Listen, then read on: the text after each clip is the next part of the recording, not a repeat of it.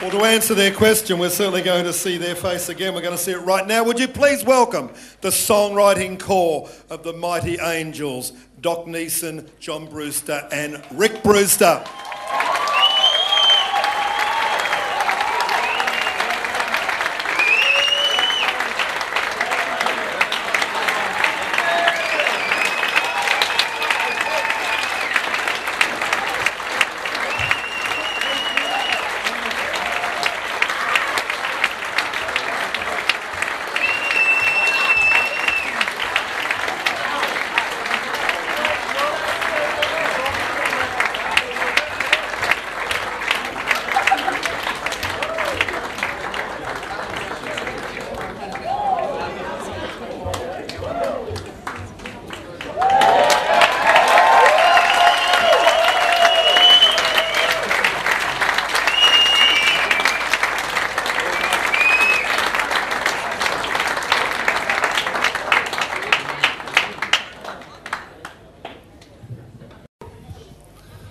Thank you very much.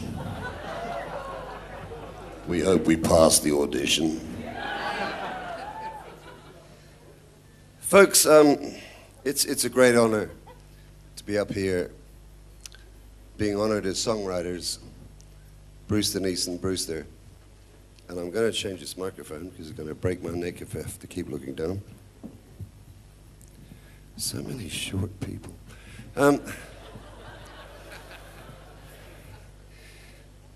It's fantastic to hold this. The Angels have been inducted into the Australian Music Hall of Fame. But to me, and I think perhaps to John and Rick also, maybe this means more. And it's not really fair to compare one with the other. But we began this band not as a band. We weren't in it for sex and drugs and rock and roll.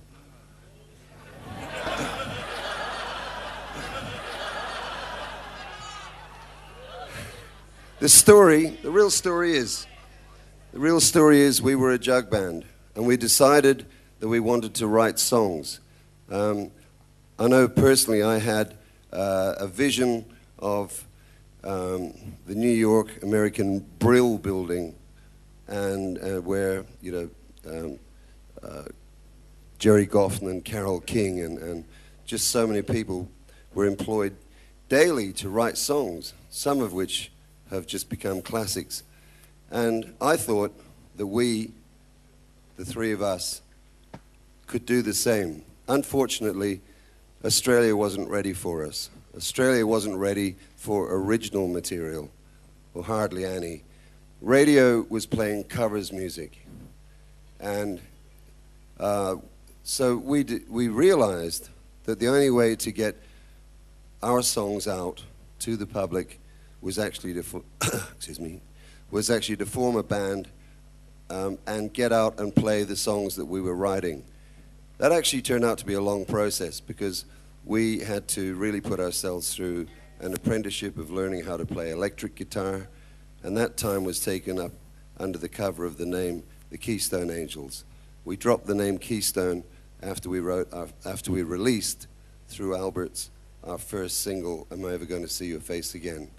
But we began as a songwriting team, Brewster, Neeson, Brewster. And tonight we're going to do a short selection of those songs. And thank you.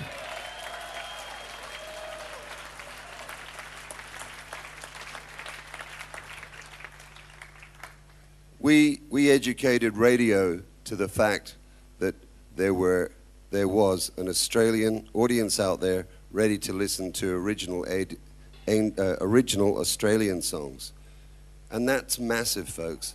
If you think about the time of the 70s, where most Australian hits were covers, to today, when so many Australian artists are now in the top 10, one of the main reasons for that, and I'm really proud to say it, was Brewster, Neeson, Brewster.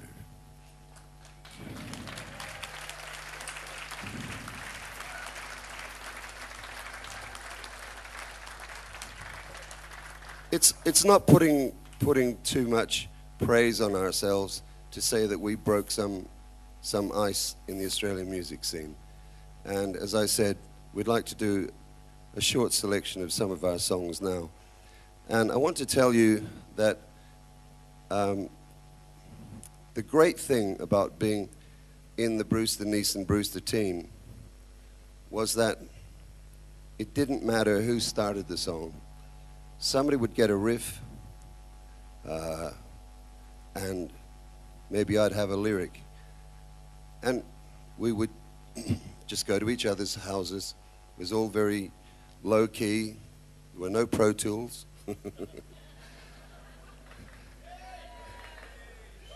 You know, it wasn't a case of like doing a recording and the performer says to the engineer, "How were you?" And the engineer says, "Who's got Pro Tools?" The engineer says, "You a shithouse. Come inside and we'll fix it." We had to write good songs, and our songwriting process was sharing, and it meant a really wonderful place of not having to bring your ego into the songwriting room.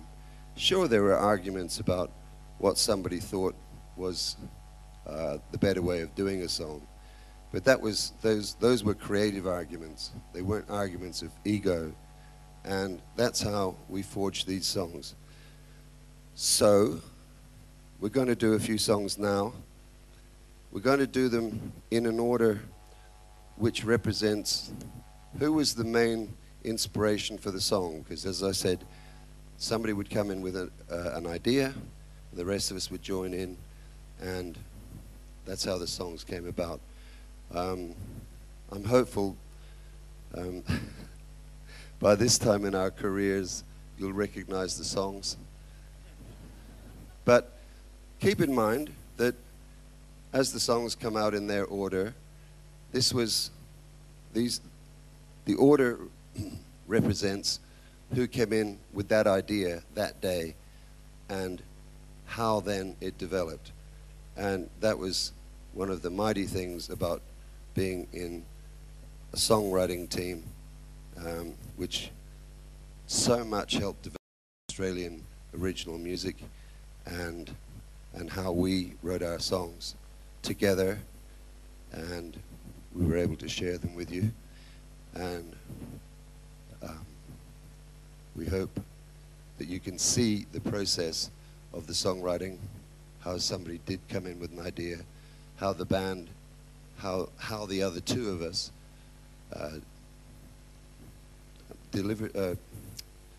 built those ideas up. And finally, the song emerges almost unique within itself, but still very much carrying the stamp of the Angels. So we hope you like what we have for you. And thank you all, from John and Rick and myself, and FIFA, who did so much in those early days to get the songs through. We thank you all. We love you all too, because without your support, this wouldn't happen. But what we're showing here is America.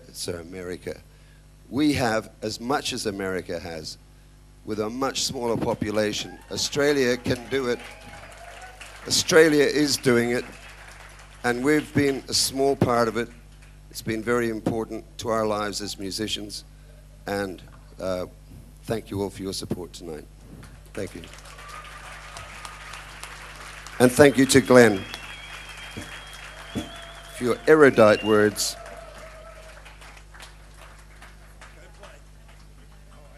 Okay, now we've got to take a few moments just to do the bloody photographs now.